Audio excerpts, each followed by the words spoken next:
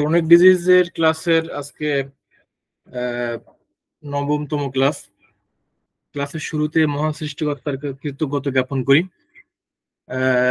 দীর্ঘদিন আমরা ক্লাস করতেছি, কয়েক মাস। তো আস্তে আস্তে করে আমাদের ক্লাসের কলেবরটি বৃদ্ধি হচ্ছে। আজকে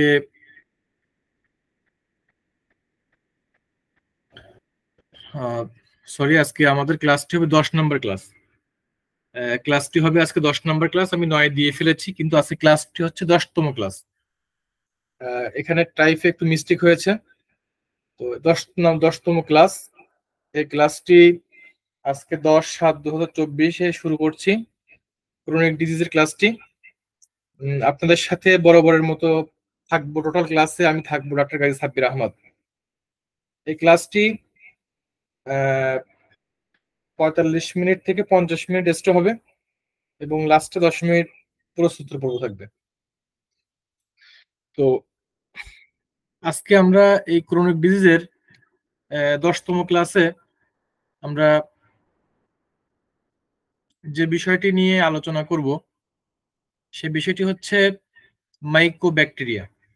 মাইকোব্যাকটেরিয়া এটা মাইক্রো বলতে ছোট ছোট যে ব্যাকটেরিয়াগুলো, ছোট মাইক্রো বলতে ছোট, আর ব্যাকটেরিয়া বলতে ব্যাকটেরিয়া বা ব্যাকটেরিয়া আমাদের যে ক্ষুদ্র ক্ষুদ্র যে মাইক্রো ব্যাকটেরিয়া বলতে ক্ষুদ্র ব্যাকটেরিয়া, এটাকে আবার মাইক্রো অর্গানিজমও বলা হয়। মেডিকেল পরিভাষায় মাইক্রো ব্যাকটেরিয়া একে মাইক্রো অর্গানিজমসও বলা হয়। তো আজকে টপিকস হচ্ছে কয়েকটি, তার মধ্যে একটি হচ্ছে মাইক্রো ব্যাকটেরিয়া বা মাইক্রো অর্গানিজম। তো টোটাল মাইক্রো অর্গানিজমকে মেইনলি 7 ভাগে ভাগ করা হয়। টোটাল ব্যাকটেরিয়াকে 7 ভাগে ভাগ করা হয়। আমরা মূলত একটি ব্যাকটেরিয়ার মহাসমুদ্রে বসবাস করতেছি। ব্যাকটেরিয়ার মহাসমুদ্রে এর মধ্যে আমরা বসবাস করছি। এর মধ্যে কিছু ব্যাকটেরিয়া আছে ভালো, কিছু ব্যাকটেরিয়া আছে আমাদের সাথে অ্যাডজাস্ট হয় না, মানে খারাপ। আর কিছু ব্যাকটেরিয়া আছে আমাদের জন্য উপকারী। সাচ অ্যাজ এই যে এটাকে 7টা ভাগে ভাগ করা হয়, এই 7টা ক্লাসিফিকেশনটা হচ্ছে এরকম। ব্যাকটেরিয়াতে একটা গ্রুপ আছে, আর্চিয়া একটা আছে, প্রোটোজোয়া একটা আছে, অ্যালজি, ফাঙ্গি, এরপরে ভাইরাস। সবই হচ্ছে মাইক্রো অর্গানিজমস এর রূপ বা ক্লাসিফিকেশন, এক একটি জাতি গোষ্ঠী, এক একটি প্রকার। 7 নম্বর আছে মাল্টিসেলুলার এনিমেল প্যারাসাইটস, যেটাকে আমরা হেলমিনথেস বলি। এগুলো হচ্ছে মূলত টোটাল মাইক্রো ব্যাকটেরিয়ার তাদের বংশ, তাদের প্রকারভেদ, তাদের গোত্রকে ভাগ করা হয়েছে এভাবেই। 7টা টাইপস আছে, ডিভাইডেড ইন্টু 7 টাইপস। তো আমরা এটা জানলাম।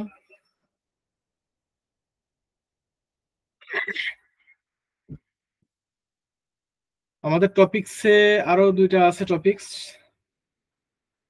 এগুলো সবই কিন্তু মাইক্রো। এই যে ব্যাকটেরিয়ার তো একটা মাইক্রো অর্গানিজম, প্রোটোজোয়া এটাও মাইক্রো অর্গানিজম, এলজি এটাও মাইক্রো অর্গানিজম। তো এই যে যে ফাঙ্গি, যেটা ফাঙ্গাস বলি আমরা, এগুলো মাইক্রো অর্গানিজম। সবই ছোট ছোট। ভাইরাস তো আরো ছোট, হেলমিনথেস এটা আরো, সবই হচ্ছে মাইক্রো অর্গানিজম। এখন আমরা যেটা জানবো যে আমাদের পরবর্তী টপিকস মাইক্রোব্যাকটেরিয়াম টিউবারকুলোসিস। আমাদের টপিক ছিল যক্ষা। যক্ষাকে মাইক্রোব্যাকটেরিয়াম টিউবারকুলোসিস বলা হয়, আবার যক্ষাও বলা হয়। মূলত মাইক্রোব্যাকটেরিয়াম টিউবারকুলোসিস হচ্ছে দায়ী, যক্ষার একটা জীবাণু, এর জন্য হয় যক্ষা, এটা দায়ী। এটা হচ্ছে যক্ষার জন্য দায়ী এটি, মাইক্রোব্যাকটেরিয়াম টিউবারকুলোসিস, যেটাকে আমরা বাংলায়, আমাদের টপিক ছিল যক্ষা, আমাদের টপিক লেখা ছিল যক্ষা, আমি সেটাকে মাইক্রোব্যাকটেরিয়াম টিউবারকুলোসিস হিসেবে আমি তুলে ধরেছি। এখন কি জিনিসটা, এটা আমাদের জানতে হবে। মূলত এই মাইক্রোব্যাকটেরিয়াম যে টিউবারকুলোসিস বা যক্ষা, এই জিনিসটা কি, এটা আমরা একটু জানবো। মাইক্রোব্যাকটেরিয়াম টিউবারকুলোসিস বা যক্ষা, এই এটা হচ্ছে মূলত একটা অণুজীব, অণুজীব বা একটা ওই যে বললাম মাইক্রো অর্গানিজম, মানে ক্ষুদ্র জীব, অর্গানিজম, খুবই ক্ষুদ্র।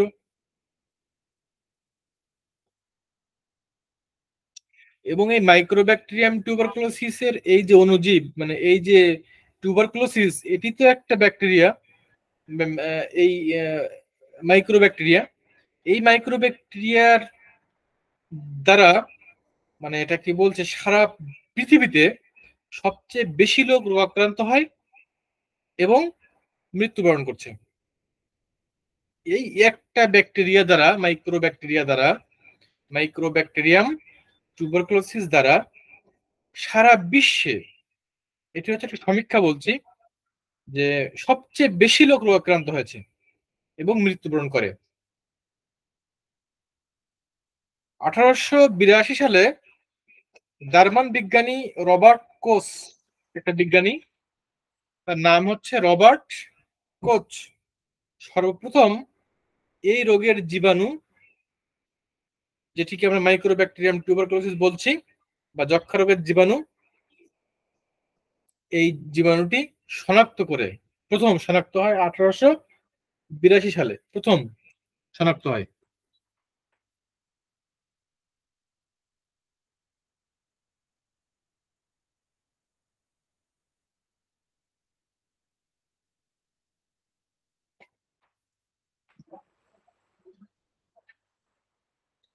তো 1882 সালে যদি জার্মান বিজ্ঞানী রবার্ট কোচ প্রথম এই রোগের জীবাণুটি শনাক্ত করার পরে, সেই সময় একটা সমীক্ষায় দেখা যায় যে যক্ষ্মা রোগে ইউরোপে প্রায় 15% মানুষ মারা যায় ওই সময়।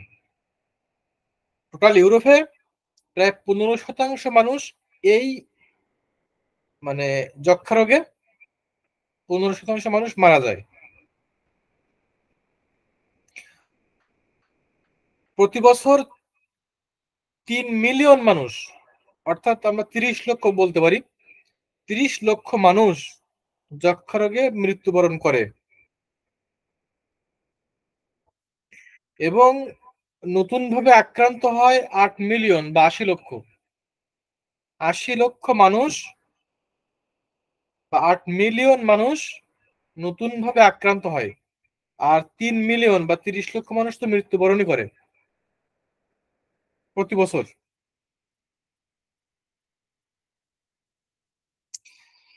এবং এই মাইক্রোব্যাকটেরিয়াম টিউবারকুলোসিস, এটি হচ্ছে আমাদের যে এয়ার, বাতাসে এটা পাওয়া যায়, এটা অ্যাসিড ফাস্ট ব্যাসিলাস, ঠিক আছে।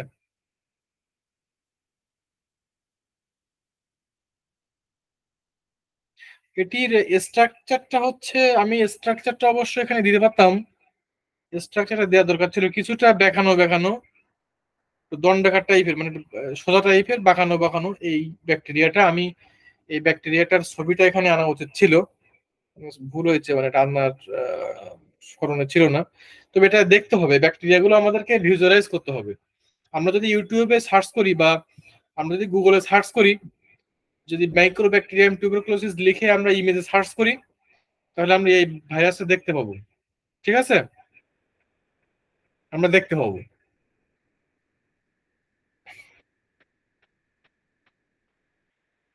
তো যক্ষ্মা রোগের প্রধান যে রেসপন্সিবল, যে দায়ী প্রধান যে ব্যাকটেরিয়া, তার নাম হচ্ছে মাইক্রোব্যাকটেরিয়াম টিউবারকুলোসিস।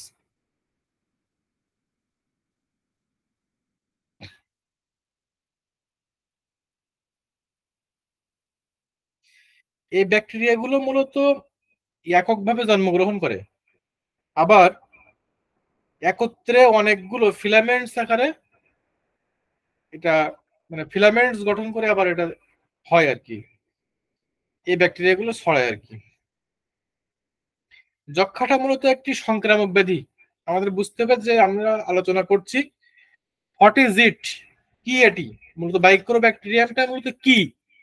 আমরা মাইক্রোব্যাকটেরিয়ামটা সম্পর্কে একটি বেসিক কনসেপ্ট নিচ্ছি, মূলত কি, আমি মাইক্রোব্যাকটেরিয়ামটা মূলত কি, গোটা পৃথিবীতে এটার প্রভাব কেমন, এটা নিয়ে কথা বলছি।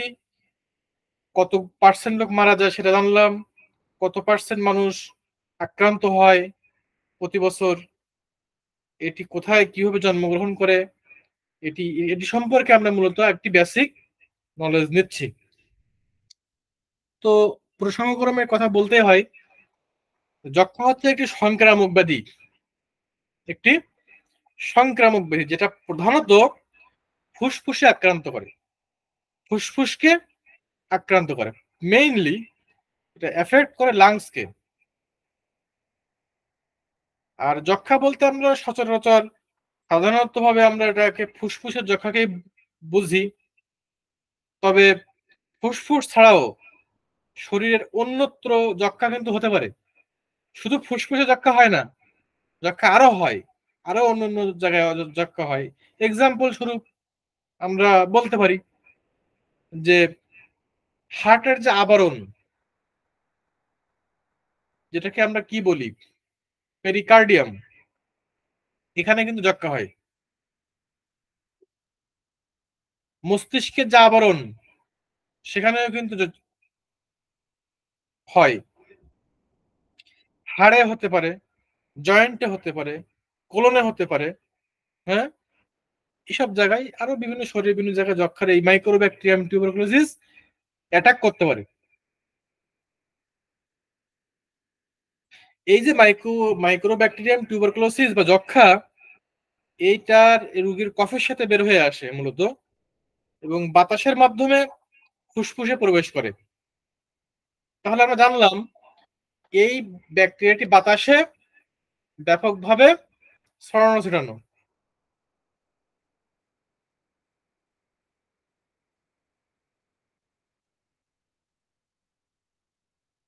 এবং এই যে বাতাসের সাথে যে আমাদের মানব শরীরে প্রবেশ করে, এর মাধ্যমে মূলত কিন্তু রোগের সূত্রপাত হয়। তাহলে বুঝলাম যে এটা কি জিনিস, খুব সিরিয়াস,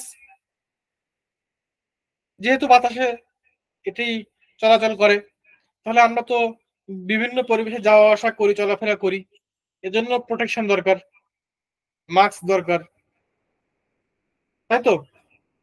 হ্যাঁ,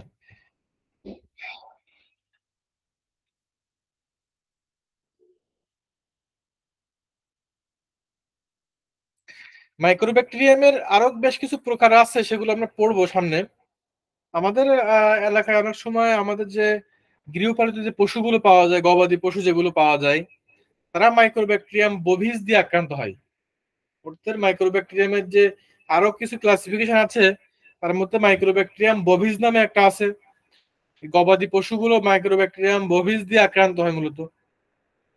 এই যে আক্রান্ত গরুর কাঁচা দুধ, কাঁচা দুধ অনেকে খায়, কিন্তু কাঁচা দুধ খাওয়া কিন্তু নিষেধ। এই কাঁচা দুধের মাধ্যমে উক্ত জীবাণুটা এই এই যে মাইক্রোব্যাকটেরিয়াম বোভিস এই কাঁচা দুধের মাধ্যমে মানুষের শরীরে প্রবেশ করে রোগ সৃষ্টি করে। এজন্য আমরা বলে থাকি যে কাঁচা দুধ কিন্তু খাওয়া মোটেও ঠিক না। এখন আমরা জানবো যে কোন বয়সী মানুষের এই এই জীবাণুটা হয়ে আক্রান্ত অ্যাটাক করে যক্ষা সৃষ্টি করতে পারে, কোন বয়সের, এটা আমাদের মেইনলি এখন জানার বিষয়। যে এটা কি স্পেসিফিক কোন বয়সের মানুষদের হয় নাকি অল সমস্ত মানুষের হয়, জানার দরকার।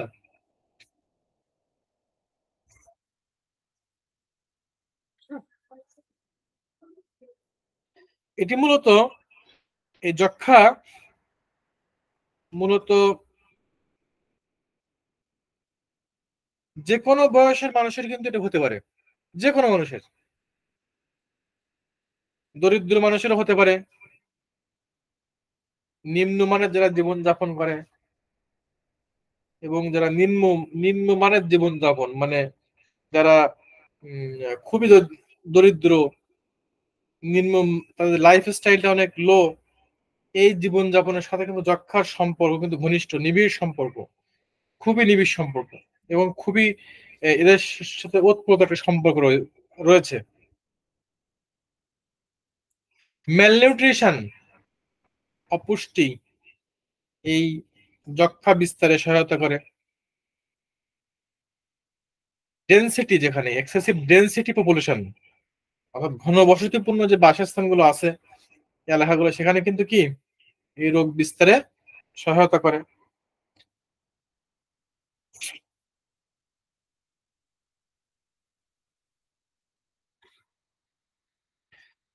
এরপরে যে দরিদ্রতা, কুসংস্কার এবং ল্যাক অফ অ্যাওয়ারনেস, যেটাকে সচেতনতার অভাব আমরা বলি,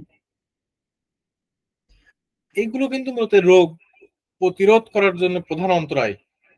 এই রোগ প্রতিরোধের প্রধান অন্তরায় কিন্তু এই যক্ষ্মা প্রতিরোধের প্রধান অন্তরায় কি এইগুলো মূলত অসচেতনতা। সেটা আমরা বুঝলাম যে যক্ষ্মা মূলত কি জিনিসটা আমরা বুঝলাম, কনসেপ্ট হলো। অনেক বিষয় নিয়ে আমরা কথা বললাম, মূলত আমাদের একটা বেসিক কনসেপ্ট হয়েছে যে যক্ষ্মাটা মূলত কি জিনিস, বা মাইক্রোব্যাকটেরিয়াম টিউবারকুলোসিস এত ভয়াবহ, এই বিষয়টা আমরা বুঝলাম। এখন জানবো যে এটা ক্লাসিফিকেশন কি, এটা কয় রকমের হতে পারে, এটার জাতিগোষ্ঠী প্রজাতি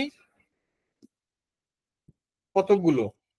mainly there are 3 types of Mycobacterium tuberculosis. 3 ধরনের হতে পারে। একটা হচ্ছে মাইক্রোব্যাকটেরিয়াম টিউবারকুলোসিস একটা, আর একটা হচ্ছে মাইক্রোব্যাকটেরিয়াম বভিস, আর একটা হচ্ছে মাইক্রোব্যাকটেরিয়াম লেপ্রাই। এই যে লেপ্রাই, এটা কিন্তু এই তিনটা, মূলত তিনটা এদের প্রজাতি। আরো একটা আছে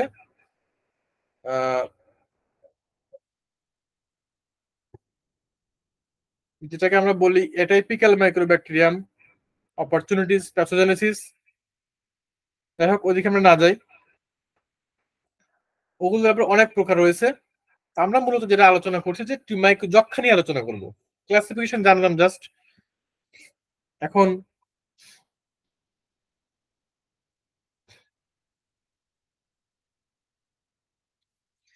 এগুলো হলে আমরা বুঝবো কিভাবে সে যক্ষ্মা আক্রান্ত, আমাদের বুঝতে হবে তো সে যক্ষ্মা আক্রান্ত। সিমটম জানবো আমরা, যক্ষ্মার সিমটম। তার ওজন দিন দিন কমতে থাকবে, যক্ষ্মা হইলে ওজন দিন দিন কমতে থাকবে। তার খাদ্য খাওয়ারে অরুচি থাকবে, ক্লান্তি ভাব থাকবে, জেনারেল উইকনেস থাকবে, এগুলো থাকবে। ক্লান্তি ভাব, শারীরিক দুর্বলতা, এগুলো থাকবে। খুব সামান্য অল্প মাত্রায় জ্বর থাকবে, জ্বর হবে, সন্ধ্যাবেলা জ্বর বাড়বে, রাত্রে ঘাম দিয়ে আবার ঘাম হওয়ার পরে আবার রাত্রে মাঝরাত্রে জ্বর ছেড়ে যাবে।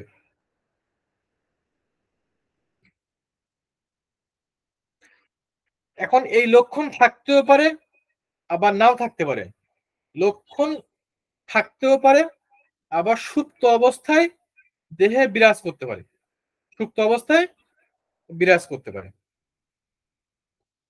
এখন ফুসফুসের কিছু স্পেসিফিক লক্ষণ আছে, যেমন ফুসফুসে যদি যক্ষ্মা হয়, কাশি হবে, 3 সপ্তাহের বেশি কাশি থাকবে, বুকে ব্যথা হবে, কফের সাথে রক্ত উঠবে। এগুলো কিন্তু লাংসের যে যক্ষ্মা, লাংস যে ফুসফুসে যদি যক্ষ্মা হয়, যদি প্লুরাতে যক্ষ্মা হয়, তো সেখানে ইনফ্লামেশন হবে, পানি জমবে সেখানে।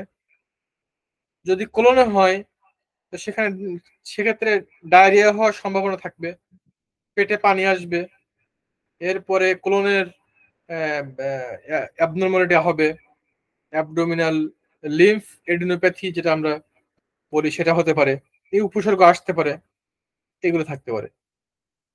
যদি মেনিনজাসে হয়, মস্তিষ্কের আবরণে যদি যক্ষা অ্যাটাক করে, যে মাইক্রোব্যাকটেরিয়াম টিউবারকুলোসিস যদি আক্রান্ত করে, অ্যাটাক করে মেনিনজাসে, সেক্ষেত্রে মাথা ব্যথা হবে, ঘাড় শক্ত হয়ে যায়, ফটোফোবিয়া যেটাকে বলি আমরা, আলোর প্রতি সংবেদনশীলতা, আলোর প্রতি অতি সংবেদনশীলতা, এটাকে আমরা বলি ফটোফোবিয়া।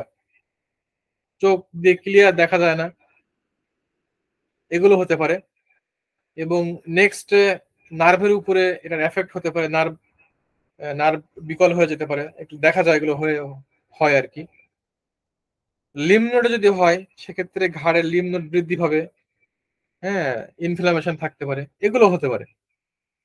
আমরা এগুলো হতে পারে। এছাড়াও এই কিছু জিনিস আছে সব সিমটম যে প্রকাশ পায় বিষয়টা এমন না, সুপ্ত অবস্থায় থাকতে পারে। এখন জানবো যে রিক্স কোন কোন ক্ষেত্রে এই যক্ষার রিক্স আছে, ঝুঁকি আছে, কোন কোন ক্ষেত্রে। যেমন ডায়াবেটিস মেলিটাস, ডায়াবেটিস মেলিটাসে কিন্তু যক্ষার ঝুঁকি রয়েছে। Diabetes mellitus, cirrhosis of liver, liver সিরোসিসের ক্ষেত্রে কিন্তু এই যক্ষা রিক্স। যক্ষার আজকে ক্লাসটি খুবই বড় একটি ক্লাস। শুধুমাত্র যদি যক্ষা দিয়ে একটা ক্লাস হয় সেক্ষেত্রে 45 মিনিট 1 ঘন্টা একটা যক্ষার ক্লাস নেওয়া যাবে, শুধু যক্ষা, খুবই গুরুত্বপূর্ণ। যদি কারোর গ্যাস্ট্রেক্টমি করা থাকে, পাকস্থলীতে যদি অপারেশন থাকে, হ্যাঁ, স্টোমাক যদি অপারেশন থাকে, গ্যাস্ট্রেক্টমি যদি করা থাকে, সেক্ষেত্রে কিন্তু যক্ষা রিক্স, এই রোগীতে কিন্তু রিক্স আছে। সিওপিডি রোগীতে রিক্স আছে। বিভিন্ন ওষুধ খায়, যেমন স্টেরয়েড ওষুধ খায়, এগুলো খাইলে কিন্তু শরীরে রোগ প্রতিরোধ ক্ষমতা কমে যায়। সাইটোটক্সিক, সাইটোটক্সিক যে ওষুধগুলো খায়, এগুলো খেয়ে শরীরের রোগ প্রতিরোধ ক্ষমতা কমে গেলে এই যক্ষা কিন্তু হতে পারে। বিভিন্ন রোগ হতে পারে, যেমন লিউকেমিয়া হতে পারে, লিউকেমিয়া হতে পারে, যেমন স্টেরয়েড স্টেরয়েড এবং সাইটোটক্সিক ওষুধ গ্রহণ করার পরে যখন রোগ প্রতিরোধ কমে যায়, তখন যেমন বিভিন্ন রোগ হতে পারে, এই লিউকেমিয়া হতে পারে, লিম্ফোমা হতে পারে, এইডস হতে পারে। এইগুলো কিন্তু রিক্স আছে, রিক্স।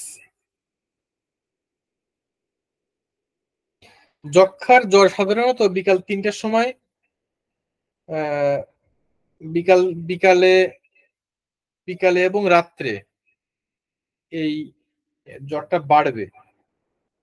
হ্যাঁ,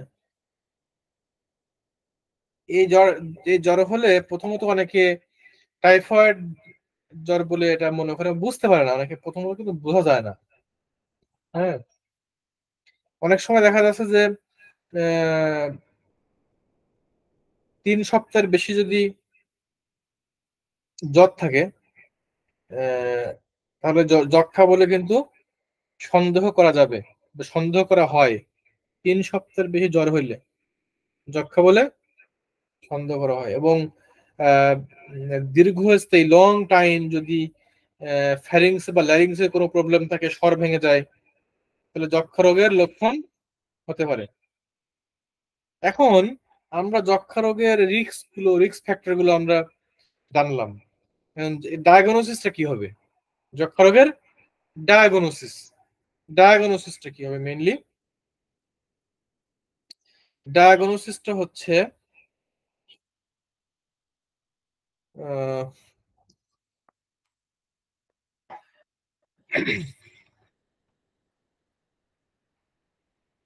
আমরা সাধারণত বুকের যে এক্সরে, চেস্ট এক্সরে করতে দিতে পারি। চেস্ট এক্সরে দিলে আমরা এটা বুঝবো আহ, রোগীর যে কফ, হ্যাঁ, কফ পরীক্ষা করলে বা রক্ত পরীক্ষা করলে এগুলো আমরা বুঝবো যে আসলে তার প্রবলেমটা সঠিক কিনা। এছাড়াও এই মাইক্রোব্যাকটেরিয়াম টিউবারকুলোসিসের অনেক বড় একটি প্যাথোজেনেসিস আছে, আলোচনা করলে অনেক সময় লাগবে, আমি ওদিকে যাব না, প্যাথোজেনেসিস দিকে যাব না। আমরা ওইদিকে যাব না, আমরা আসলে আমাদের টপিকস আরো অনেক, বেশ আরো একটা টপিক আছে। আজকে টপিকস 2-3 টপিকস আছে, তো সময়ও আছে কম। কম সময়ে টপিকস গুলো পড়ে গিয়েছে বেশি বেশি করে। আসলে আজকের আলোচনাটা খুবই চমৎকার একটা আলোচনা হয়। যক্ষা আজকে বাংলাদেশের মানুষ, আমরা যদি সচেতন হইতাম, যদি আমরা টেস্ট করতাম, দেখতাম অনেক মানুষের যক্ষা, টেস্ট করি না বলে আমরা বুঝি না, এই আর কি। এখানে প্রাইমারি টিউবারকুলোসিস হতে পারে, সেকেন্ডারি টিউবারকুলোসিস হতে পারে, এরপরে এরকম করে টিউবারকুলোসিসের বিভিন্ন রকম আছে।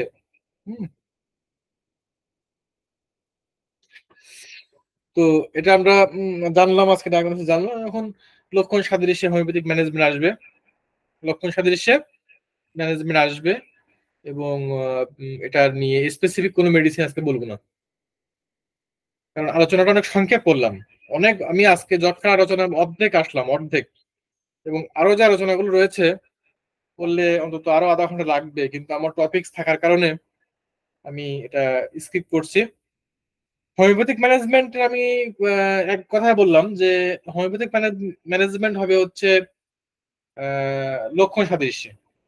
এবং এখানে আহামরি স্পেসিফিক ভাবে যে মেডিসিন বলবো বিষয়টা এমন না, আমরা ওইভাবে ট্রিটমেন্ট করিও না।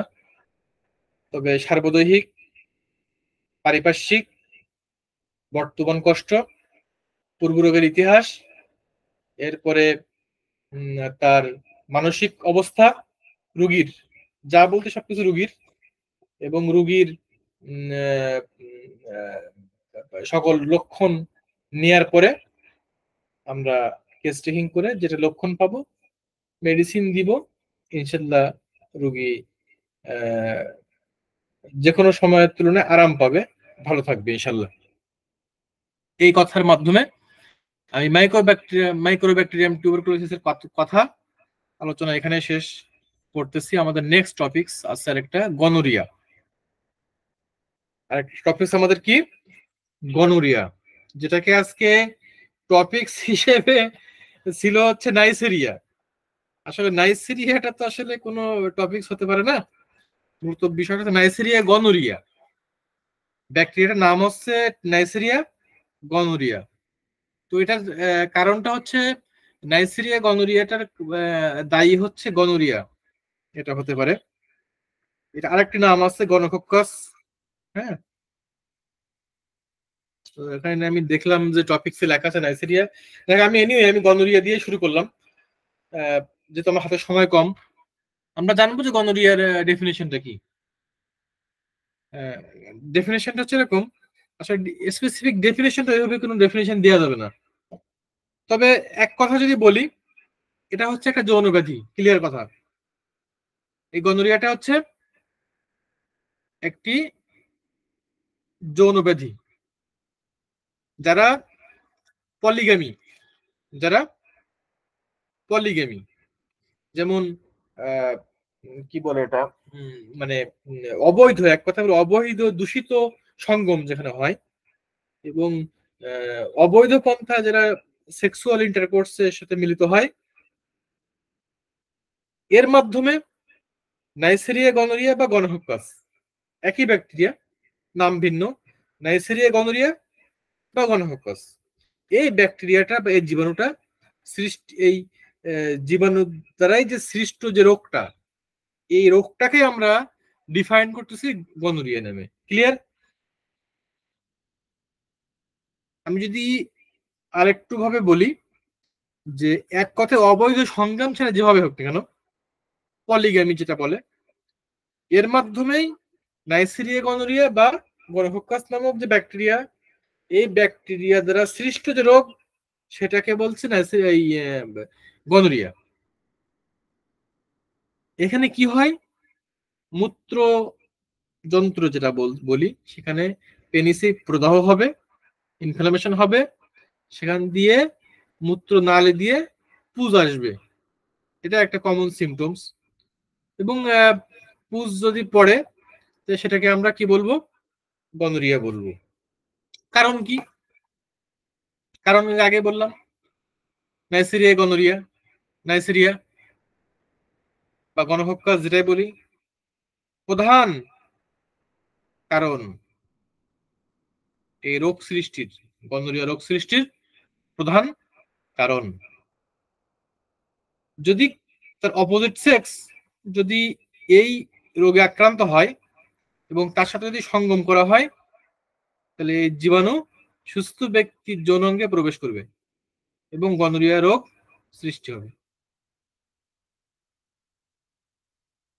এই জীবাণু পুরুষের দিয়ে থাকুক বা নারীর দিয়ে থাকুক, যে কোনো থাকুক না কেন, যৌন মিলনের সময় এক বডি থেকে আরেকটা বডিতে এটা সংক্রামিত হয়। ঠিক আছে, এগুলো হয়। এই ক্লাসটা আপনারা বারবার দেখবেন, শুনবেন অবসর টাইমে, তাহলে ইনশাল্লাহ বুঝতে সক্ষম হবেন। এখন এটার সিমটমস কি, লক্ষণ কি, লক্ষণাবলী কি বা সিমটমস গুলো কি কি? যদি এই নাইসেরিয়া গনোরিয়া বা নাইসেরিয়ার এই জীবাণুটা দিয়ে যদি কোনো ব্যক্তি আক্রান্ত হয়, তাহলে 2 থেকে 4 দিন সর্বোচ্চ এর মধ্যে রোগ লক্ষণ প্রকাশ পাবে। সর্বোচ্চ 2 থেকে 4 দিন এ রোগ প্রকাশ পাবেই পাবে।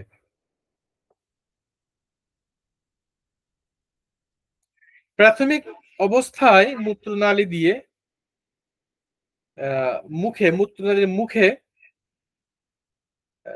প্রিফিউজে এবং অভ্যন্তরে সুরসুর করবে, সুরসুরি ভাব থাকবে এবং চুলকাবে, গরম বোধ করবে, প্রস্রাব লাল বর্ণ হবে এবং মূত্রনালীর মুখে এক প্রকার খুব একটা খারাপ রস সবসময় ওখানে থাকবে, দুধের মতো সাদা পুজ নির্গত হতে থাকে। এটা হচ্ছে প্রাথমিক পর্যায়ে এগুলো হয়। মূত্রনালীর মুখে বা অভ্যন্তরে ছোট ছোট ক্ষতের সৃষ্টি হয়। মূত্রনালীর মুখে বা অভ্যন্তরে ছোট ছোট ক্ষতের সৃষ্টি হয়। এই ঘায়ে জ্বালা পড়া থাকে এবং পুষ পড়বে। যখন এই রোগী প্রস্রাব ফিরবে, প্রস্রাব ফেরার পরে যখন ওই লিঙ্গে বা জননযন্ত্রে যখন আপনার চাপ দিবে, তখন সেখানে পুষ বের হবে। হ্যাঁ, পুষ বের হবে।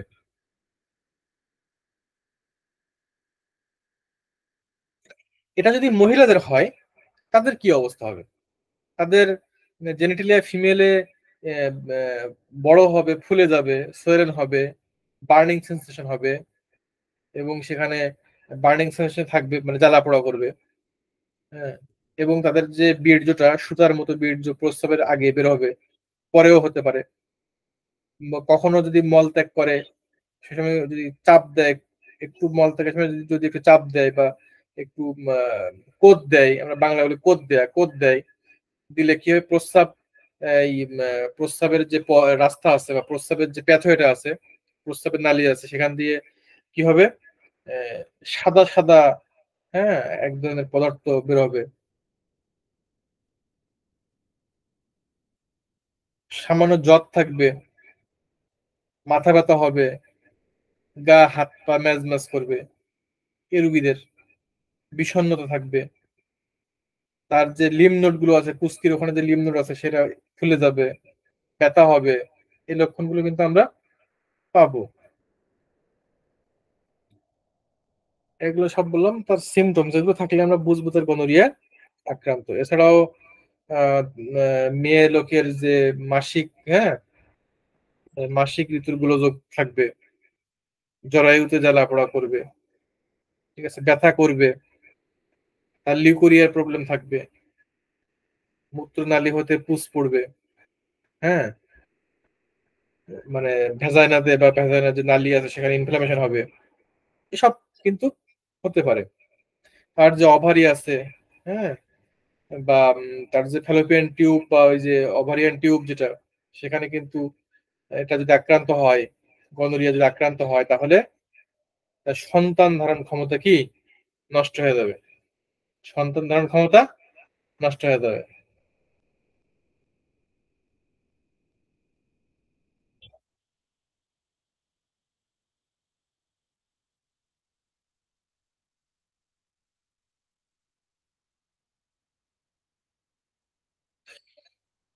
অনেক সময় দেখা যায় যে রক্ত আসে, হ্যাঁ, তখন লেভেলটা যখন ক্রনিক হয়, যখন লেভেলটা ক্রনিক হয়, তখন কিন্তু রক্ত আসে এবং এই যে পুজটা যখন অ্যাকুইট লেভেলে যখন পুজ আসতো, সাদা পুজ আসতো, ক্রনিক লেভেলে কিন্তু ওই পুজটা কি হয়, ব্লাড হয়, রক্ত মিশ্রিত পুজ হয়, রক্ত মিশ্রিত পুজ হবে, ব্লাডি, পাস ব্লাডি হবে।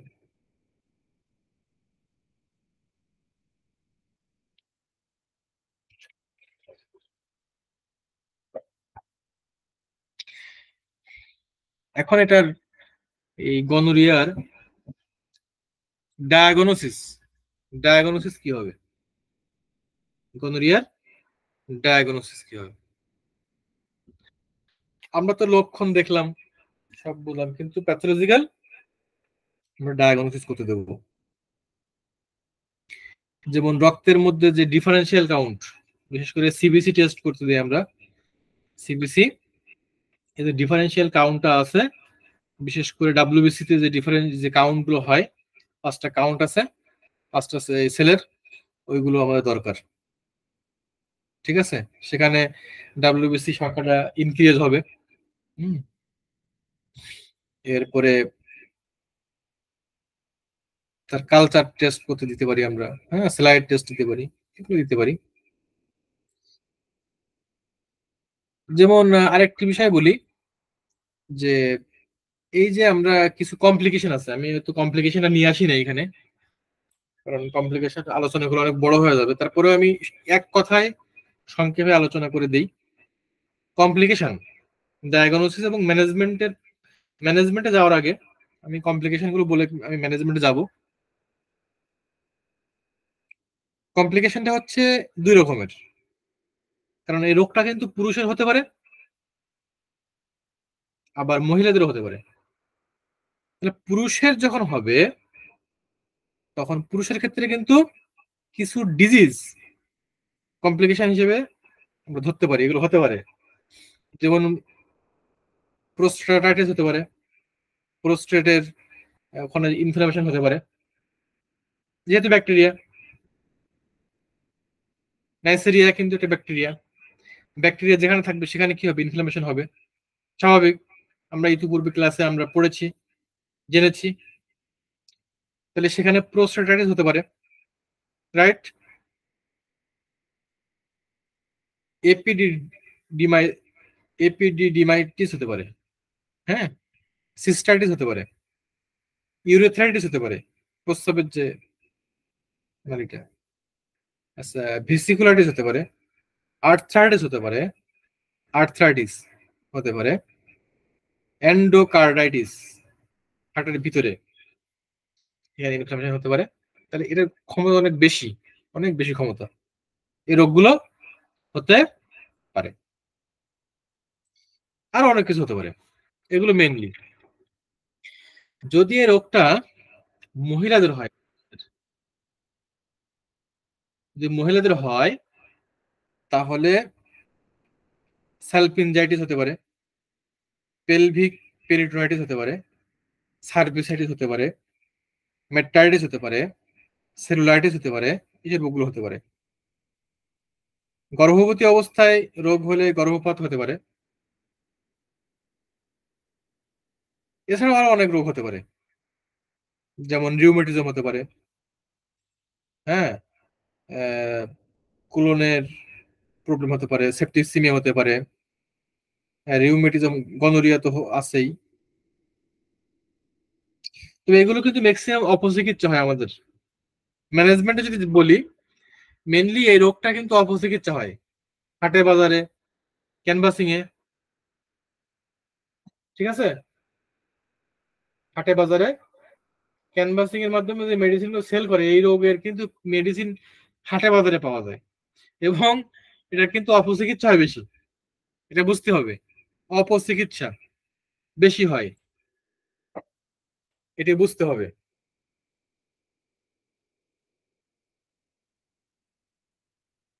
এখন তাহলে ট্রিটমেন্ট কি? ম্যানেজমেন্ট অফ গনোরিয়া, ট্রিটমেন্ট হওয়া দরকার না?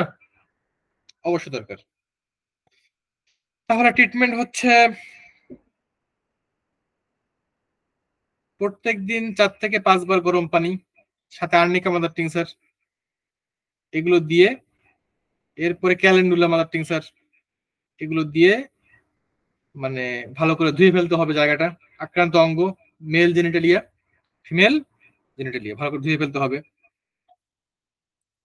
এরপরে রাত জাগা যাবে না, হস্তমৈথুন করা যাবে না, শারীরিক পরিশ্রম নিষিদ্ধ একদম, কারণ রোগীর জেনারেল উইকনেস থাকে। ঠিক আছে, যৌন মিলন টোটালি বন্ধ। স্ত্রী এবং পুরুষ উভয়ের চিকিৎসা দরকার। নর্মাল খাবার খাবে, ঠিক আছে, গ্রুপ খাবে না, হেভি ওয়েট খাবে না, হেভি ফুড খাবে না, স্পাইসি ফুড খাবে না, রিচ ফুড খাবে না। এবং প্রত্যেকদিন রাতে ঘুমানোর পূর্বে কিছু ঠান্ডা পানি তারা খাবে। ঠিক আছে, আজকে যে দুইটা মেডিসিন পড়লাম আর যে দুইটা টপিকস পড়লাম, একটা যক্ষা, গনোরিয়া, দুইটা কিন্তু খুব মারাত্মক ক্রনিক রোগ, মারাত্মক। অ্যাসিড ফ্লোর এই রোগের অ্যাসিড ফ্লোর আসতে পারে যেহেতু শারীরিক উইকনেস থাকে। হ্যাঁ, আচ্ছা, এটা অধিক উপযোগী একটা ওষুধ। অ্যাকোনাইট আসতে পারে লক্ষণ থাকলে, অস্থিরতা থাকবে, উদ্বেগ, ভয়। এটা অবশ্যই অ্যাকুইট লেভেলে। এবং অ্যাকুইট লেভেলে আরো কিছু মেডিসিন আছে, ক্যানাবিস স্যাটাইভা প্রথম অবস্থা ভালো। ঠিক আছে, মার্কসল খুব ভালো মেডিসিন, যেহেতু ভিতরে ক্ষত হয়, পোজ হয়, সেহেতু মার্কসল ভালো মানের মেডিসিন হতে পারে। ভিতরে যদি কুটকুট করে কামড়ায়, লিঙ্গে চুলকায় বা আকাঙ্ক্ষা থাকে, মানে চুলকায়, সুরসুর করে ভিতরে, তাহলে মার্কসল আসতে পারে। জ্বালা করলে, হ্যাঁ, প্রস্রাবে জ্বালা পোড়া, এগুলো থাকলে মার্কসল আসবে। থুজা কিন্তু একটা চমৎকার মেডিসিন, একদম উৎকৃষ্ট মানের একটি মেডিসিন থুজা অক্সিডেন্টালিস। আর এই গনোরিয়ার নাইসেরিয়া বারবার আক্রান্ত করে মানুষের, শরীর থেকে সহজে যেতে চায় না, এই জন্য থুজা প্রয়োগ করতে হবে। প্রস্রাবের মানে প্রস্রাব ফেরার সময় ভয়ানক জ্বালা পোড়া করে। ঠিক আছে, এবং প্রস্রাব ক্লিয়ার হয় না, কিছুটা আটকা থাকে মূত্রথলিতে, ব্লাডারে। থুজা মেডিসিন উৎকৃষ্ট ওষুধ। এই গনোরিয়ার পরে যদি আসিল হয় বা অপচিকিৎসার পরে যদি আসিল হয়, পুরোমেহ চাপা পড়ে, বাত লক্ষণ কিন্তু দেখা যায়, বাত হবে, বাত। ঠিক আছে, বাত হবে, থুজা মেডিসিন অ্যাপ্রোপ্রিয়েট। এছাড়া আরো কিছু লক্ষণ সাথে মেডিসিন আসবে, যেমন ক্যান্সারিস আসতে পারে জ্বালা পোড়া করলে, আর্জেন্টাম নাইট্রিকাম আসতে পারে, ক্যাপসিকাম আসতে পারে, জেলসিমিয়াম আসতে পারে, টেরিবিনফেনা আসতে পারে, কেলিমিওর, পেট্রোসেলেনিয়াম, এগুলো মেডিসিন গুলো কিন্তু আসতে পারে। সম্মানিত উপস্থিতি, আজকে আমরা যে টপিকস গুলো নিয়ে আলোচনা করলাম, যক্ষাটাও খুবই গুরুত্বপূর্ণ এবং এই যে গনোরিয়া আরো গুরুত্বপূর্ণ। আমরা এই আলোচনাগুলো বারবার শুনবো, বারবার শুনলে আমরা কি হবে, আমাদের আমাদের নলেজটা বাড়বে, আমরা বুঝতে পারবো বিষয়টা। কিন্তু আমরা বিরতিতে ফ্রি আছি, গাড়িতে আছি, হেডফোন দিয়ে ক্লাসে শুনলাম। আমি স্টুডেন্টদের বলছি যারা আমরা শিক্ষানবিশ রয়েছি, শুনলাম, সময় অপচয় না করে। আর আজকে এই ক্লাসগুলোতে আপনার কন্টিনিউ হতে হবে, ক্লাসগুলোতে কন্টিনিউ না হলে তো সমস্যা, হতে হবে। ঠিক আছে, এই তো আমরা যে যক্ষা যেটা জানলাম, যেটা মাইক্রোব্যাকটেরিয়াম টিউবারক্লোসিস এবং নাইসেরিয়া, দুইটা বিষয় নিয়ে আমরা জানলাম। তো ইনশাল্লাহ আমরা এই আলোচনাগুলো আমাদের জীবনের জন্য পাথেয় হিসেবে থাকবে। তো আজকে পর্যন্তই সবাইকে যারা আমি ধন্যবাদ জানাই, এবং ধন্যবাদ জানানোর মধ্য দিয়ে আজকের ক্লাসটা এখানে সমাপ্তি ঘোষণা করছি। ধন্যবাদ সবাইকে।